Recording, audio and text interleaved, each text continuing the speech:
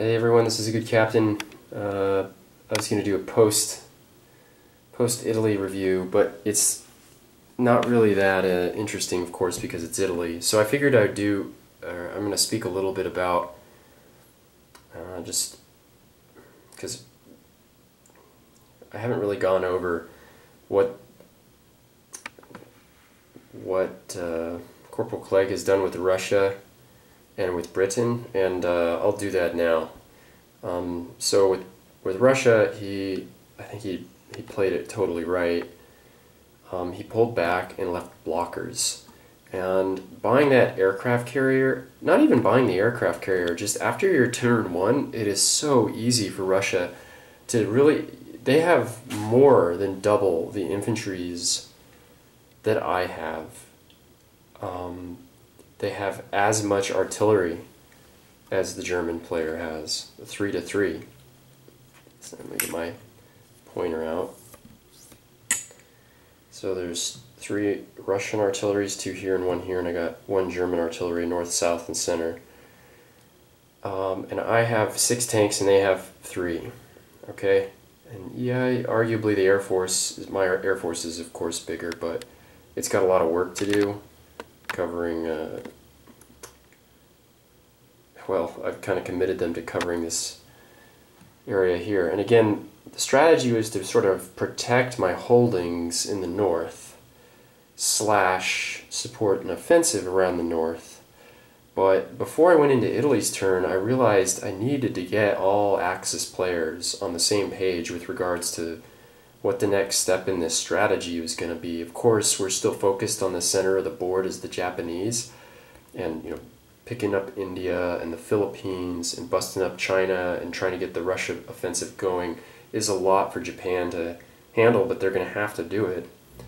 But over here, I feel like after studying the battlefield, the best thing I can do, I don't have enough strength really to do both the north assault and do anything in the south, so I kind of got to pick one more or less. And what I decided to do after studying it for a while is sort of actually kind of splitting the nickel here. I am going to fortify very heavily in the Ukraine on Germany's turn in order to hold this. This is the most valuable of the territories that I've taken from Russia so far. So really everything that can go in there will go in there, with the exception of the German fighters. Only 1 German fighter will go in there, but even the bomber is going to go in there and everything around it. We're really not going to do any attacks against Russia this turn. We're just going to consolidate in the south and use the ability of our the power projected will sort of maintain pressure on the north and hopefully frees up some of his units to stay up here. But we will do a 1-man raid supported by the Luftwaffe. 3 aircraft and 1 infantry will go in here for sure on Germany's next turn. And if we're lucky, maybe we take it, but we just don't have the manpower to send 2. So I'm just going to roll the dice, and if he whacks me, he whacks me.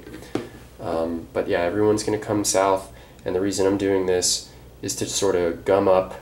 I don't want the Russians. I don't want Russians really coming down here too much. I realize they might do that. They'll definitely have enough strength, but I can't have them run roughshod over the Japanese, at least not in the next turn.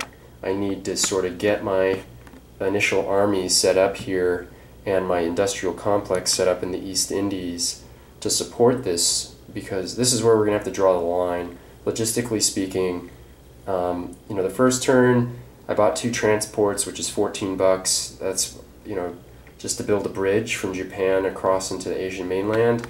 And then this turn I'm going to be building of industry. That's another $15. And depending on how it goes, I might build a 3rd industry on my 3rd turn. And once I got the infrastructure dialed in, or even up here in Manchuria, or both, I don't know. But in my experience of playing this game, the Japanese need to build industry early. So they can't really, we're going to be tearing up the ground here, but we got to spend a lot of money on infrastructure. So it's an infrastructure tax with this strategy that I'm employing.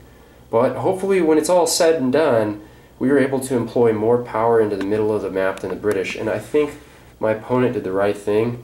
I think this is totally the right thing. To place an industry down here on British turn 1, that was correct. Yeah, I would have. The only thing I would have done different, I don't think I would have left a blocker, only because I don't have any blitzing power. So I'm going to take India anyway. I guess if he gets lucky on a pot shot, it'll be worth it. But otherwise, yeah. Interestingly, too, my submarines managed to secure the destroyer that got away. Got whacked when on some of the return fire there. So it all kind of, that at least evened out there. Boy, I'm hurting for infantry over here, though.